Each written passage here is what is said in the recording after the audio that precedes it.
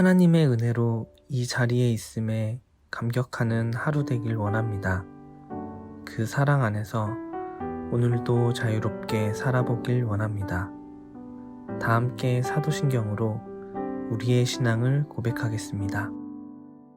전능하사 천지를 만드신 하나님 아버지를 내가 믿사오며 그 외아들 우리 주 예수 그리스도를 믿사오니 이는 성령으로 잉태하사 동정녀 마리아에게 나시고 본디오 빌라도에게 고난을 받으사 십자가에 못 박혀 죽으시고 장사한 지 사흘 만에 죽은 자 가운데서 다시 살아나시며 하늘에 오르사 전능하신 하나님 우편에 앉아 계시다가 저리로서 산자와 죽은 자를 심판하러 오시리라.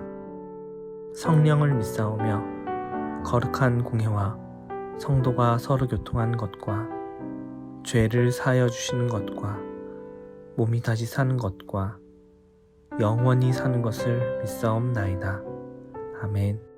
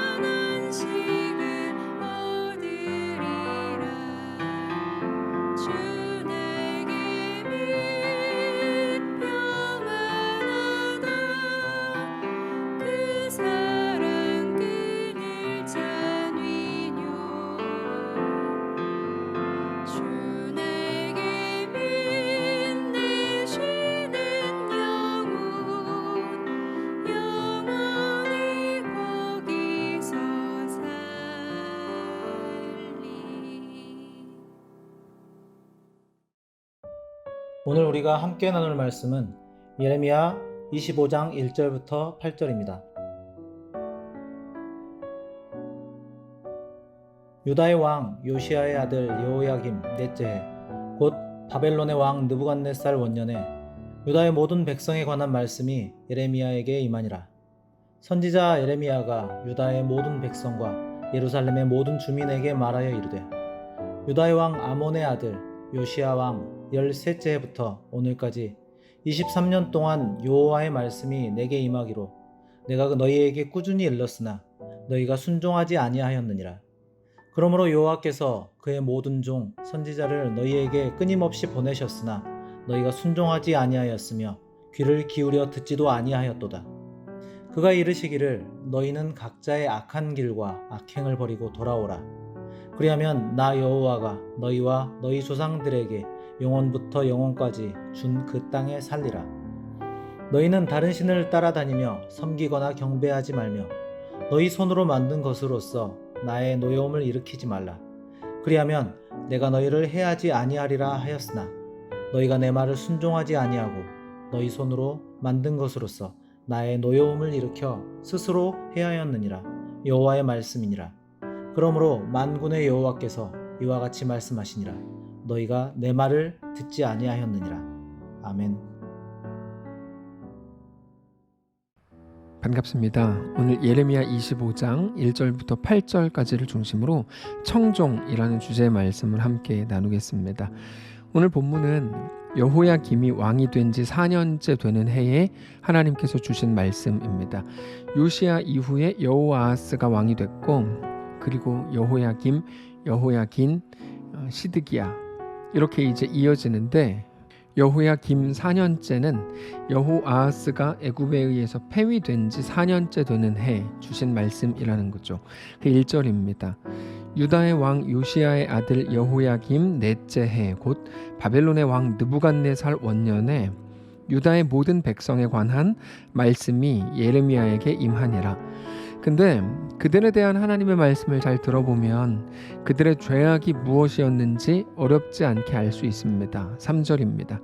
유다의 왕 아몬의 아들 요시야 왕 13째 해부터 오늘까지 23년 동안 여호와의 말씀이 내게 임하기로 내가 너희에게 꾸준히 일렀으나 너희가 순종하지 아니하였느니라.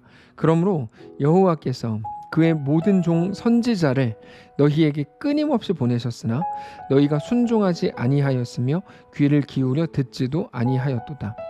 그러니까 하나님께서 유다 백성이 요시야 왕 13년부터 23년 동안 하나님의 말씀에 순종하지 않았다, 이렇게 이제 말씀을 하시더라는 거죠. 근데 하나님은 그들이 하나님의 말씀 듣기를 원하셨습니다. 그래서 그들을 위해서 끊임없이 선지자를 보내셨습니다. 그럼에도 불구하고 그들은 순종하지 않았고 귀를 기울여 하나님의 말씀을 듣지 않았다, 이렇게 말씀을 하십니다. 그래서 하나님께서는 오늘 본문을 통해서도 돌아오라, 이렇게 말씀을 하시죠. 5절입니다. 그가 이르시기를 너희는 각자의 악한 길과 악행을 버리고 돌아오라. 그리하면 나 여호와가 너희와 너희 조상들에게 영원부터 영원까지 준 그 땅에서 살리라.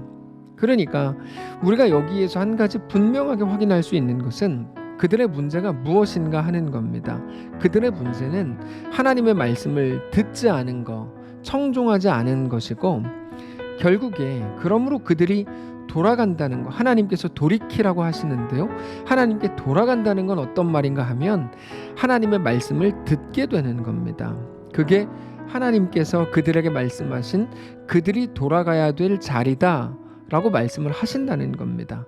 여러분, 우리가 하나님 앞에서 범죄한다고 할 때 핀트를 잘못 맞출 때가 너무나 많습니다. 이런 거를 죄라고 생각하는데요, 세상적인 결함들, 세상에서 말하는 범죄를 하나님 앞에서의 죄악이라고 생각할 때가 너무나 많다는 거죠.